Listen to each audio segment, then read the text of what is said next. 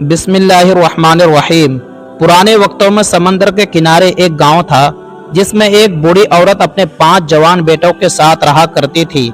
उसके पांचों बेटों की शक्लें एक जैसी थी, जैसे मटर के दानों में पहचान नहीं हो सकती उस तरह उनको भी कोई पहचान नहीं कर सकता था।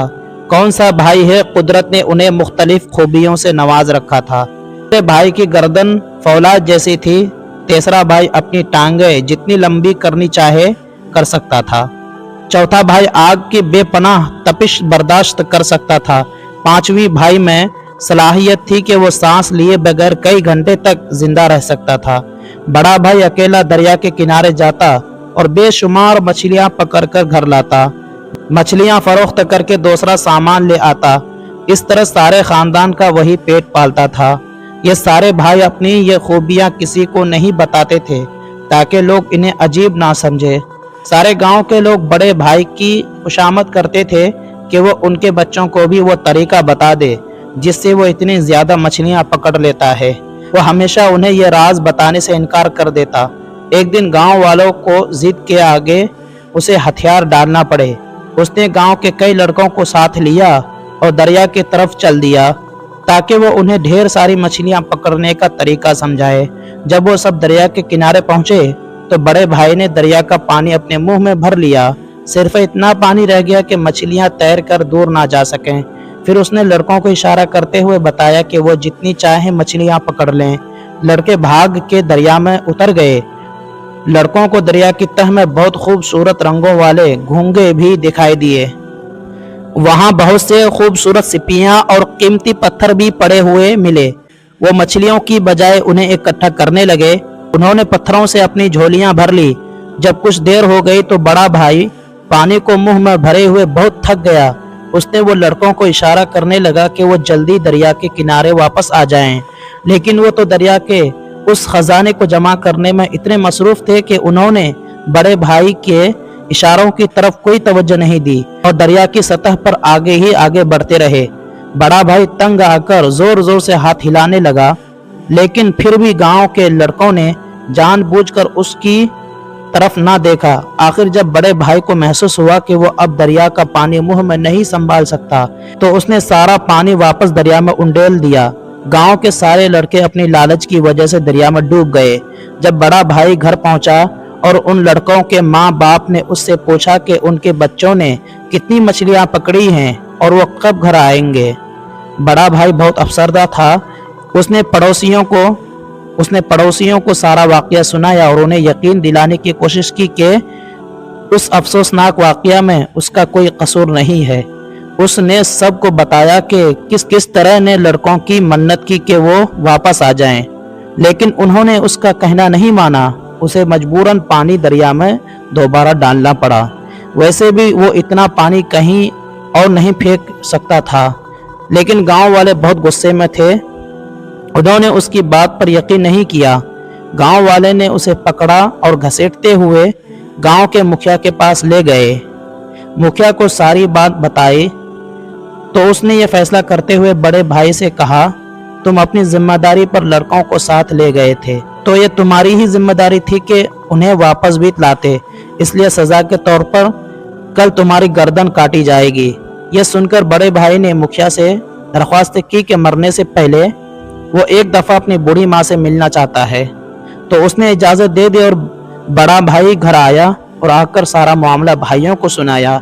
उसके छोटे भाई, जिनकी गर्दन फौलाद की बनी हुई थी, उसने कहा कि तुम अपनी जगह मुझे जाने दो, किसी को पता नहीं चलेगा तुम हो या तुम्हारी जगह मैं हूँ, क्योंकि हमारी शक्लें इतनी मिलती जुलती है और किसी भी सूरत वो मेरी गर्दन नहीं काट सकेंगे।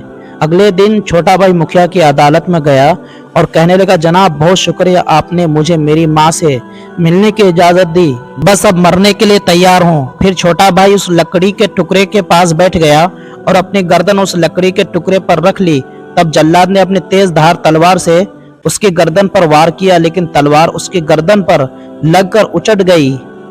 गर्दन पर कोई असर ना हुआ। यह देखकर फौरन एक और तलवार मंगवाई गई जो ज्यादा तेज थी और फिर एक और तलवार, लेकिन हर दफा फिर वही हुआ जो पहले हो चुका था।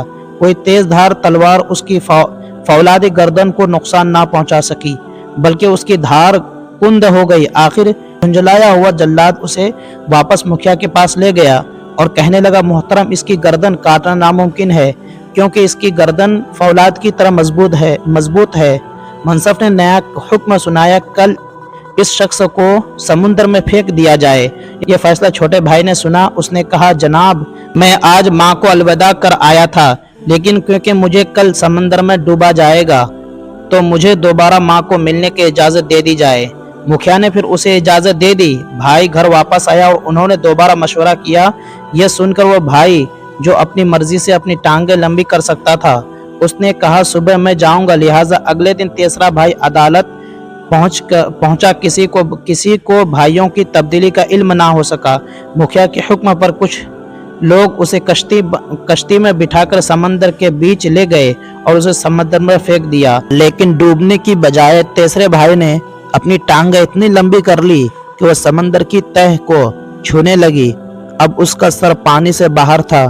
उसे निकालकर फिर कश्ती में बिठाया और मजीद गहरे समंदर में ले जाया गया, लेकिन उसकी टांगें समंदर की गहराई जितनी लंबी होती गई, इस तरह वो डूब नहीं पाया। उसे एक दफा फिर मुखिया के सामने पेश किया गया। इस दफा मुखिया ने हुक्म दिया कि उसे उबलते हुए तेल में फेंक दिया जाए।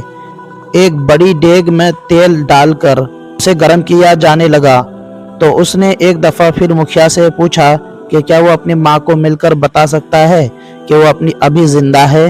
मुखिया मान गया। जब उसके भाइयों ने मनसफ का यह फैसला सुना तो चौथे भाई, जिसे आग नुकसान नहीं पहुंचा सकती थी, उसने कहा कि सजा वो झेलेगा। फिर जब तेल कड़कने लगा तो चौथे भाई को तेल में फेंक दिया गया। वो उस बड़ी डेग में यूं तैरने लगा जैसे ठंडी पानी की भेल में। वो कहने लगा, आग और तेज करो, ये तेल तो गर्म ही नहीं हुआ। जब जल्लाद को यकीन हो गया कि आग इसका कुछ नहीं बिगाड़ती तो वह उसे दोबारा मुखिया के पास ले गए। मुखिया ने सारा मामला सुनकर सारे गांव की पंचायत बुला ली कि अब क्या किया जाए। तब सब ने फैसला किया कि इस मुजरिम को मारने का एक ही तरीका बचा है कि इसे जमीन में जिंदा गाड़ दिया जाए। गांव से बाहर एक जगह बड़ा गड्ढा खोदा गया। एक दफा कैदी को फिर से माँ से मिलने की इजाजत दे दी गई तो उस भाई की जगह पांचवें भाई ने ली, तो जो सांस लिए बगैर जिंदा रह सकता था। फिर जमीन में पांचवें भाई को गाड़ दिया गया, मगर उसे कोई फर्क नहीं पड़ा क्योंकि वो सांस लिए बगैर जिंदा रह सकता था। जब रात को सारे मुतमईन होकर अपने घर वापस चले गए, इंसाफ हो चुका है, तो चारों भाइयों ने उसे गड्ढे से निकाल लिया। फिर सब भाई अपनी माँ के साथ हंसी खुशी बसर गुजारने लगे। इसी तरह की वीडियो देखने के लिए हमारे चैनल को लाजिमी सब्सक्राइब करें और वीडियो अच्छी लगी है तो लाजिमी शेयर करें। जज़ाकल्लाहु खैर।